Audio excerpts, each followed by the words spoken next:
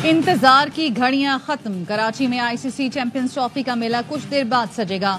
Event का पहला मुकाबला पाकिस्तान और न्यूजीलैंड के दरमियान नेशनल स्टेडियम में होगा। इफ्तिताही तकरीब में पाक फजाइया के तैयारे नेशनल स्टेडियम पर फ्लाई पास्ट करेंगे। मेगा इवेंट के खिलाड़ियों को सलामी पेश की जाएगी। सदर आसिफ अली जरदारी तकरीब के मेहमान खुसूसी होंगे। चेयरमैन पीसीबी मोहसिन नकवी भी पाकिस्तान और न्यूजीलैंड का मैच देखेंगे। शायकीन क्रिकेट पुरजोश।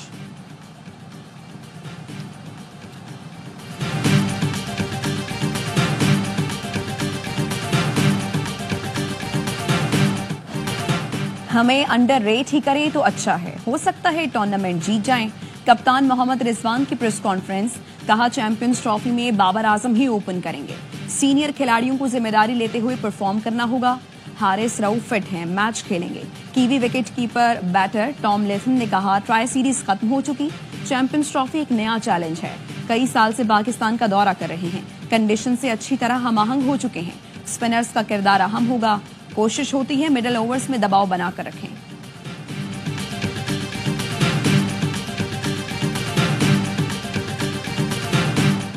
शायकीन क्रिकेट चैंपियंस ट्रॉफी के लिए पुरजोश। कहते हैं मुल्क में तवील अरसे बाद इंटरनेशनल इवेंट हो रहा है।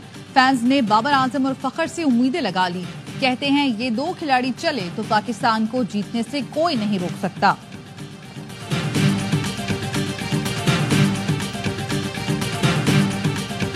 इस बार जो न्यूजीलैंड के इस इवेंट में आईसीसी के इवेंट में है ना, हाँ। सबसे ज्यादा मजबूत टीम दूसरी जो टीम है मेरे ख्याल से इंडिया की है।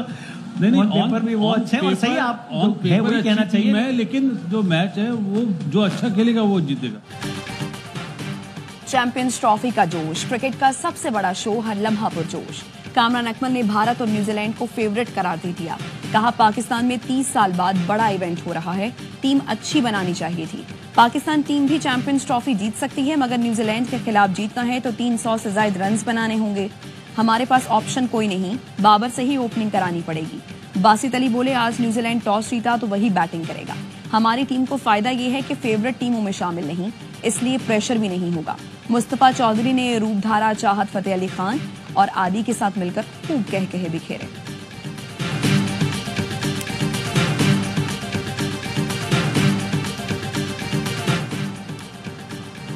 कराची नेशनल स्टेडियम में चैंपियंस ट्रॉफी का पहला टाकरा, ट्रैफिक प्लान जारी कर दिया गया।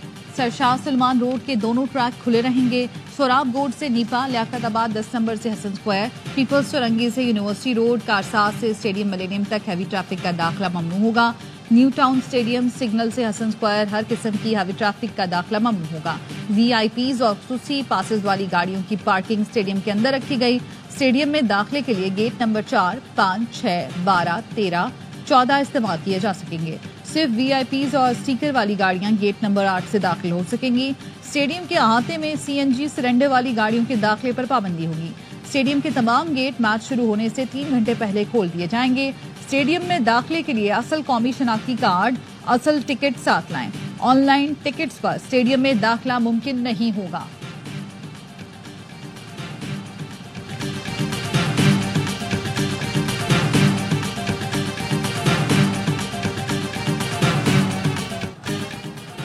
चैंपियंस ट्रॉफी की ग्रीन जर्सी की भरपूर डिमांड, कारखानों में ऑर्डर की भरमार हो गई। बड़ी तादाद में जर्सियों की तैयारी। फैंस की ख्वाहिश है पाक भारत मैच से पहले अपनी अपनी जर्सियां खरीद लें।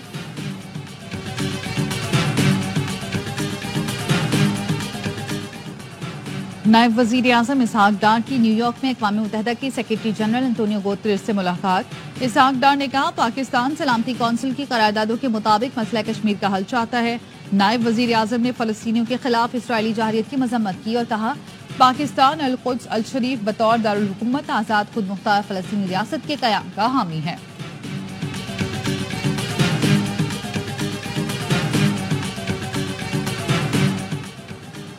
लंदन में पाकिस्तान और बरतानिया के दरमियान इंसदाद दहशतगर्दी डायलॉग का दूसरा दौर। दहशतगर्द तंजीमों की जानिब से सिक्योरिटी खतरात पर तबादला ख्याल। अफगानिस्तान से उभरने वाले खतरात का बैनुल अक़वामी रिपोर्ट्स के तनाजुर में जायजा लिया गया। तर्जुमान दफ्तर खारिजा का कहना है मुज़ाकरात में कानून की अमलदारी और टेरर फाइनेंसिंग से निमटने के तरीक़ाकार पर भी तबादला ख्याल किया गया।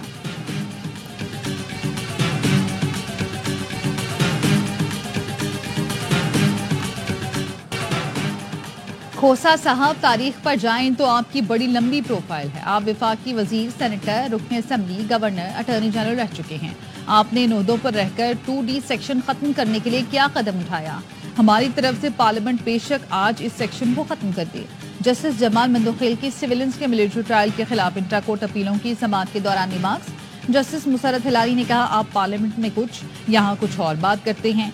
फौजी अदालतें तो बाद में बनी, सकूते ढाका की वजूहात कुछ और थी। लतीफ खोसा ने कहा, इस केस की वजह से सुप्रीम कोर्ट अंडर ट्रायल है।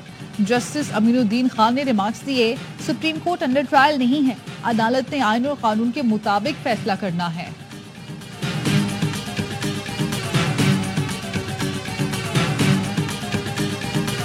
जब आए ना, उन्होंने शनाख्ती कार्ड चेक दिया। मेरा इंग्लिश में शनाख्ती कार्ड था, दूसरा मेरा जो भाई था उसको शनाख्ती कार्ड उसका देखा, उसने कहा मेरे पास नहीं है, उसको तार के नीचे ले गए और गोलियां मारी। बलूचिस्तान बारखान के इलाके रड़कन में मुसल्लह अफराद ने 7 अफराद को कत्ल कर दिया। जिला इंतजामिया के मुताबिक 7 अफराद को फैसलाबाद जाने वाली बस से उतारकर निशाना बनाया गया। वजीर दाखिला मोहसिन नकवी ने दहशतगर्दी की मजम्मत कर दी, जानी नुकसान पर अफसोस का इजहार। कहा, मुल्क दुश्मन अनासिर अदम इस्तेहकाम पैदा करने की घिनौनी साजिश कर रहे हैं।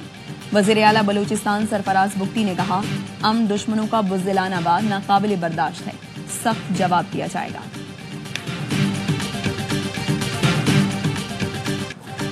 बानी पीटीआई की अहलिया से मुलाकात न कराने पर तौहीन अदालत की दरख्वास्त। इस्लामाबाद हाईकोर्ट ने सुप्रिंटेंडेंट अडियाला जेल को 27 फरवरी को तलब कर लिया। जज ने रिमार्क्स दिए, अदालत के हुक्म पर अमल क्यों नहीं हुआ, लॉ अफसर ऑर्डर पर अमल दरामद यकीनी बनवाएं। बानी पीटीआई के वकील फैसल चौधरी कहते हैं, रमजान से पहले बहुत सी सियासी जमातें एक मौके पर इकट्ठी नजर आएंगी, वो मौके कौमी होगा।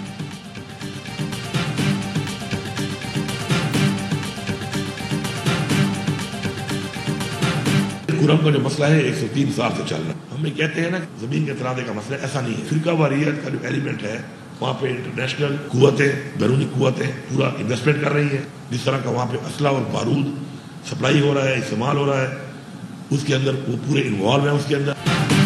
कुरम में मामला सिर्फ जमीन का नहीं, फिरका वारियत का आंसर भी है, जिसमें बैनुल अक़वामी कुव्वतें मुलव्वस हैं जो असलहा और बारूद फराहम कर रही हैं, मगर हम भी पीछे नहीं हटे। इसको जड़ से उखाड़ने के लिए भरपूर इक़दाम कर रहे हैं। वज़ीर आला खैबर पख्तूनख्वा अमीन गंडापुर कहते हैं, कोई दहशतगर्द नहीं बचेगा। कुरम की सड़कों समेत पूरे इलाके को महफूज बनाने का काम शुरू कर दिया है। 2 अरब रुपए के CCTV कैमरे लगाए जा रहे हैं।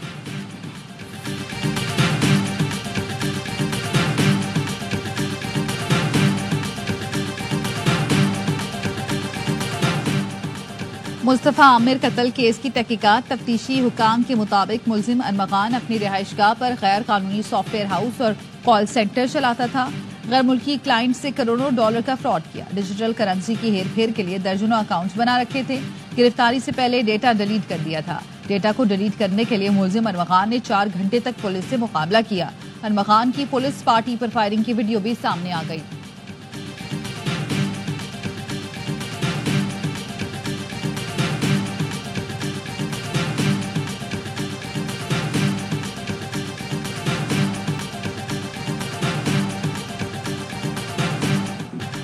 हैवी ट्रैफिक के हादसात में ड्राइवर्स गिरफ्तार हुए हैं। कितने ड्राइवर्स के पास लाइसेंस नहीं, ये डेटा दुनिया में किसी के पास नहीं। सिंध के सीनियर वजीर शर्जील मेमन कहते हैं, हैवी गाड़ियों के मालिक की जिम्मेदारी है कि ड्राइवर लाइसेंस याफ्ता हो। ट्रैफिक हादसात पर जलाओ घेराव का सूबाई हुकूमत ने सख्त नोटिस लिया। तमाम स्टेक होल्डर्स ने कहा, यह सियासी नहीं, इंतजामी मसला है।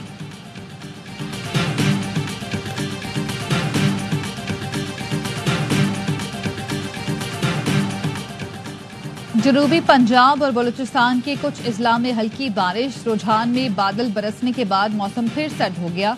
कोहलू और मूसा खेल में वक्फे वक्फे से बारिश। कई इलाकों में बिजली की फराहमी मुअत्तल हो गई।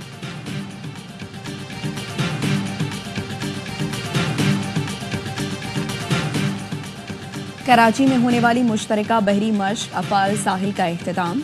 पाक बहरिया और रॉयल सऊदी नेवल फोर्सेस ने मशकों में हिस्सा लिया। ISPR का कहना है, मश्क में RPG, मशीन गन फायरिंग और क्लोज क्वार्टर्स कॉम्बैट के तरबियती ऑपरेशंस किए गए। प्रैक्टिकल रिपब्लिंग हॉस्टेज रेस्क्यू और VBSS के जदीद तरीक़ाकार का मुजाहिरा किया गया। मुश्तरका मश्क का मकसद दोनों बहरी अफवाज के दरमियान हम-आहंगी और हिकमत अमली की महारत को फरोग देना था।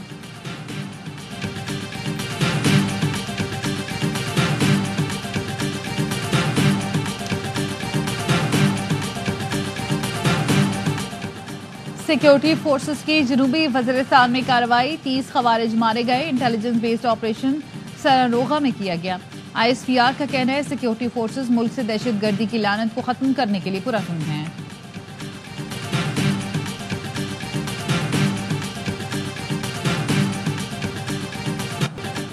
अमरीका ने अफगान आबादकारी का दफ्तर बंद करने का फैसला कर लिया। मुख्तलिफ मुल्कों में स्पेशल इमिग्रेशन वीजे के मुंतजर 2 लाख अफगानों के लिए अमरीका के दरवाजे बंद हो गए। सिक्योरिटी क्लियरेंस हासिल करने वाले 40,000 अफगान कतर से अमरीका रवानगी के लिए तैयार थे। तकरीबन 1 लाख अफगान पाकिस्तान में अमरीका रवानगी के मुंतजर हैं। ट्रंप इंतजामिया ने 20 इमिग्रेशन जजों को बरतरफ कर दिया। 37 लाख इमिग्रेशन केसेस मजीद ताखीर का शिकार होंगे।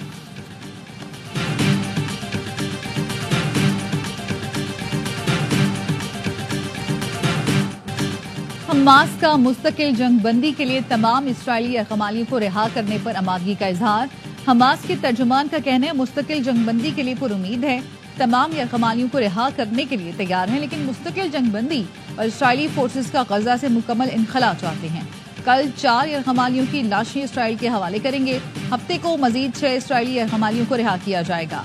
इसराइल फलस्तीनी खवातीन और बच्चों को आजाद करेगा।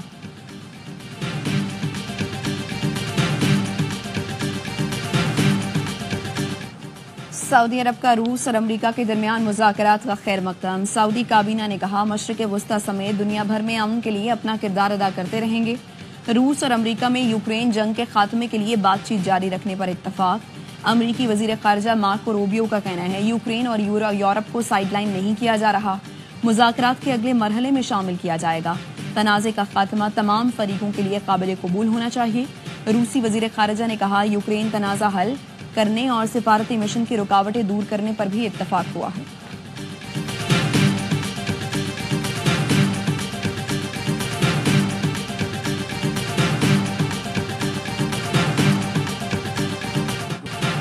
रियाज ने यूक्रेन पर अच्छी गुफ्तगू हुई। हम यूक्रेन में कोई फौजी नहीं भेज रहे। अगर यूरोप यूक्रेन में अमन दस्ते रखना चाहता है तो अच्छी बात है। पुतिन से रवामा ही मुलाकात हो सकती है। अमरीकी सदर डोनाल्ड ट्रंप ने यूक्रेन को जंग शुरू करने का जिम्मेदार ठहराते हुए कहा मेरे पास इस जंग को खत्म करने की ताकत है। यूक्रेनी सदर ज़ेलेंस्की का कहना है हैरान हूं, हमें मुलाकात में मदऊ नहीं किया गया। अब मैं सऊदी अरब नहीं जा रहा। यूक्रेन के सदर का आज दौरा सऊदी अरब शेड्यूल था।